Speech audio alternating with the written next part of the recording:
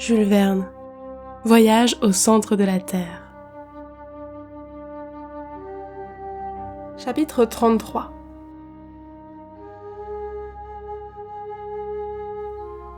Samedi 15 août. La mer conserve sa monotone uniformité. Nulle terre n'est en vue. L'horizon paraît excessivement reculé. J'ai la tête encore alourdie par la violence de mon rêve. Mon oncle n'a pas rêvé, lui, mais il est de mauvaise humeur. Il parcourt tous les points de l'espace avec sa lunette et se croise les bras d'un air dépité. Je remarque que le professeur Lidenbrock tend à redevenir l'homme impatient du passé, et je consigne le fait sur mon journal. Il a fallu mes dangers et mes souffrances pour tirer de lui quelque étincelle d'humanité, mais depuis ma guérison, la nature a repris le dessus. Et cependant, pourquoi s'emporter ? Le voyage ne s'accomplit-il pas dans les circonstances les plus favorables ? Est-ce que le radeau ne file pas avec une merveilleuse rapidité ? Vous semblez inquiet, mon oncle, dis-je, en le voyant souvent porter la lunette à ses yeux. Inquiet ? Non. Impatient alors ? On le serait à moins. Cependant, nous marchons avec vitesse. Que m'importe. Ce n'est pas la vitesse qui est trop petite, c'est la mer qui est trop grande. Je me souviens alors que le professeur, avant notre départ, estimait à une 30aine de lieues la longueur de ce souterrain. Or, nous avions parcouru un chemin 3 fois plus long, et les rivages du sud n'apparaissaient pas encore. Nous ne descendons pas, reprend le professeur. Tout cela est du temps perdu. Et en somme, je ne suis pas venu si loin pour faire une partie de bateau sur un étang. Il appelle cette traversée une partie de bateau, et cette mer un étang ? Mais, dis-je, puisque nous avons suivi la route indiquée par Saknussemm, c'est la question. Avons-nous suivi cette route ? Saknussemm a-t-il rencontré cette étendue d'eau ? L'a-t-il traversé ? Ce ruisseau que nous avons pris pour guide, ne nous a-t-il pas complètement égarés ? En tout cas, nous ne pouvons regretter d'être venus jusqu'ici. Ce spectacle est magnifique et... il ne s'agit pas de le voir. Je me suis proposé un but et je veux l'atteindre. Ainsi, ne me parle pas d'admirer. Je me le tiens pour dit, et je laisse le professeur se ronger les lèvres d'impatience. À 6 heures du soir, Hans réclame sa paye, et ses 3 riksdals lui sont comptés. Dimanche 16 août. Rien de nouveau. Même temps. Le vent a une légère tendance à fraîchir. En me réveillant, mon premier soin est de constater l'intensité de la lumière. Je crains toujours que le phénomène électrique ne vienne à s'obscurcir, puis à s'éteindre. Il n'en est rien. L'ombre du radeau est nettement dessinée à la surface des flots. Vraiment, cette mer est infinie. Elle doit avoir la largeur de la Méditerranée, ou même de l'Atlantique. Pourquoi pas ? Mon oncle sonde à plusieurs reprises. Il attache un des plus lourds pics à l'extrémité d'une corde qu'il laisse filer de 200 brasses. Pas de fond. Nous avons beaucoup de peine à ramener notre sonde.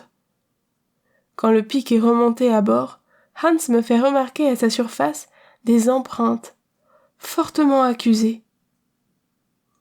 On dirait que ce morceau de fer a été vigoureusement serré entre 2 corps durs. Je regarde le chasseur. « Tender » fait-il. Je ne comprends pas. Je me tourne vers mon oncle, qui est entièrement absorbé dans ses réflexions. Je ne me soucie pas de le déranger. Je reviens vers l'Islandais. Celui-ci, ouvrant et refermant plusieurs fois la bouche, me fait comprendre sa pensée. « Des dents ?» dis-je avec stupéfaction, en considérant plus attentivement la barre de fer. Oui, ce sont bien des dents dont l'empreinte s'est incrustée dans le métal. Les mâchoires qu'elles garnissent doivent posséder une force prodigieuse. Est-ce un monstre des espèces perdues qui s'agite sous la couche profonde des eaux, plus vorace que le squale, plus redoutable que la baleine ? Je ne puis détacher mes regards de cette barre à demi rongée. Mon rêve de la nuit dernière va-t-il devenir une réalité ? Ces pensées m'agitent pendant tout le jour, et mon imagination se calme à peine dans un sommeil de quelques heures. Lundi 17 août.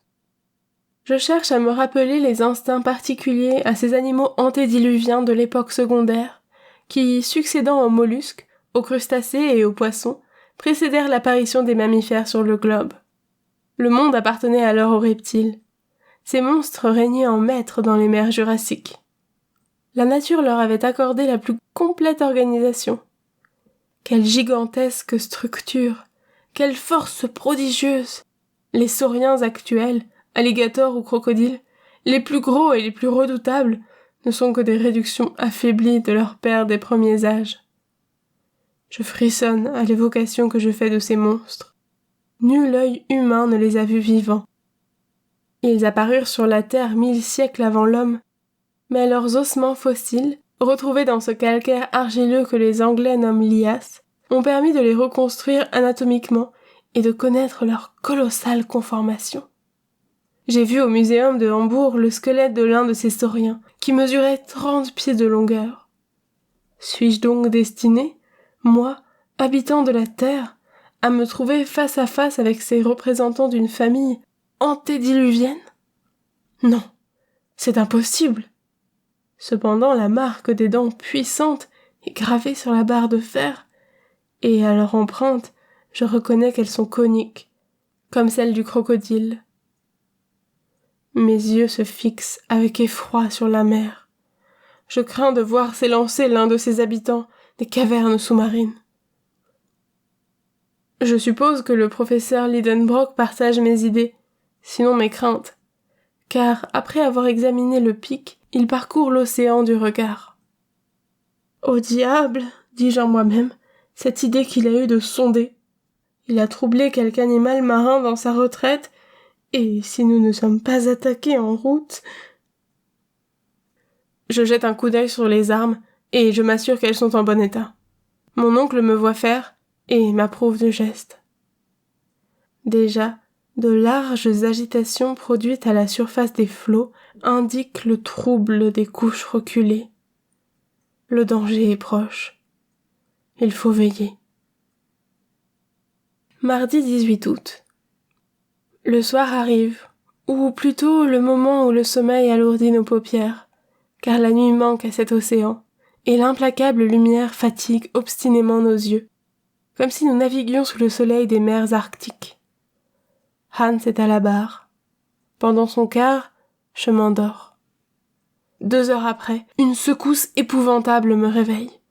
Le radeau a été soulevé hors des flots avec une indescriptible puissance et rejeté à 20 toises de là. « Qu'y a-t-il » s'écria mon oncle. « Avons-nous touché ?» Hans montre du doigt, à une distance de 200 toises, une masse noirâtre qui s'élève et s'abaisse tour à tour. Je regarde et je m'écrie. « C'est un marsouin colossal !» « Oui, » réplique mon oncle. « Et voilà maintenant un lézard de mer d'une grosseur peu commune. » Et plus loin, un crocodile monstrueux. Voyez sa large mâchoire et les rangées de dents dont elle est armée. Oh, il disparaît. « Une baleine ! Une baleine !» s'écria alors le professeur. « J'aperçois ses nageoires, énormes. Vois l'air et l'eau qu'elle chasse par ses évents. » En effet, 2 colonnes liquides s'élèvent à une hauteur considérable au-dessus de la mer. Nous restons surpris, stupéfaits, épouvantés en présence de ce troupeau de monstres marins. Ils ont des dimensions surnaturelles, et le moindre d'entre eux briserait le radeau d'un coup de dent. Hans veut mettre la barre au vent afin de fuir ce voisinage dangereux, mais il aperçoit sur l'autre bord d'autres ennemis, non moins redoutables. Une tortue large de 40 pieds et un serpent long de 30 qui darde sa tête énorme au-dessus des flots. Impossible de fuir. Ces reptiles s'approchent, ils tournent autour du radeau, avec une rapidité que des convois lancés à grande vitesse ne sauraient égaler. Ils tracent autour de lui des cercles concentriques. J'ai pris ma carabine, mais quel effet peut produire une balle sur les écailles dont le corps de ces animaux est recouvert? Nous sommes muets d'effroi. Les voici qui s'approchent. D'un côté le crocodile, de l'autre le serpent. Le reste du troupeau marin a disparu. Je vais faire feu. Hans m'arrête d'un signe. Les deux monstres passent à 50 toises du radeau, se précipitent l'un sur l'autre, et leur fureur les empêche de nous apercevoir. Le combat s'engage à 100 toises du radeau. Nous voyons distinctement les deux monstres aux prises. Mais il me semble que maintenant, les autres animaux viennent prendre part à la lutte. Le marsouin, la baleine, le lézard, la tortue, à chaque instant je les entrevois. Je les montre à l'Islandais. Celui-ci remue la tête négativement. « Tvo » fait-il.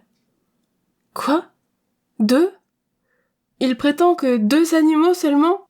Il a raison, s'écrie mon oncle, dont la lunette n'a pas quitté les yeux. Par exemple ? Oui, le premier de ces monstres a le museau d'un marsouin, la tête d'un lézard, les dents d'un crocodile, et voilà ce qui nous a trompés. C'est le plus redoutable des reptiles antédiluviens, l'Ichthyosaurus. Et l'autre ? L'autre, c'est un serpent caché dans la carapace d'une tortue, le terrible ennemi du premier, le Plesiosaurus. Hans a dit vrai.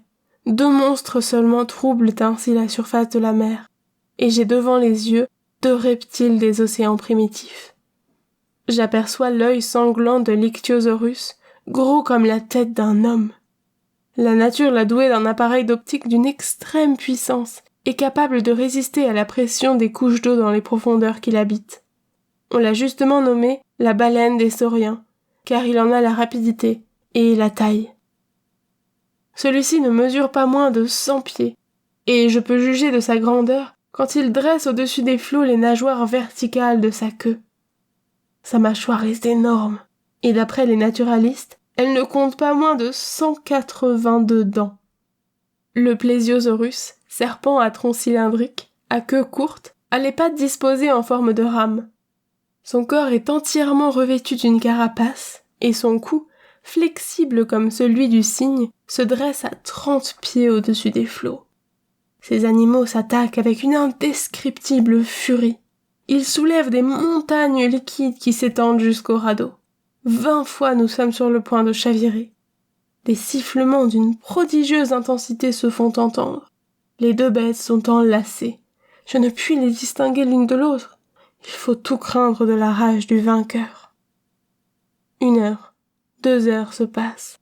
La lutte continue avec le même acharnement.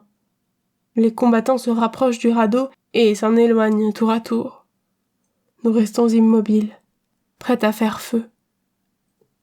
Soudain, l'Ichthyosaurus et le Plesiosaurus disparaissent en creusant un véritable maelstrom. Le combat va-t-il se terminer dans les profondeurs de la mer ? Mais tout à coup, une tête énorme s'élance au dehors, la tête du Plesiosaurus.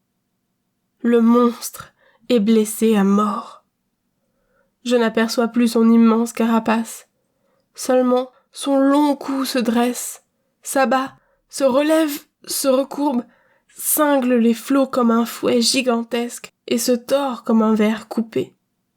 L'eau rejaillit à une distance considérable, elle nous aveugle.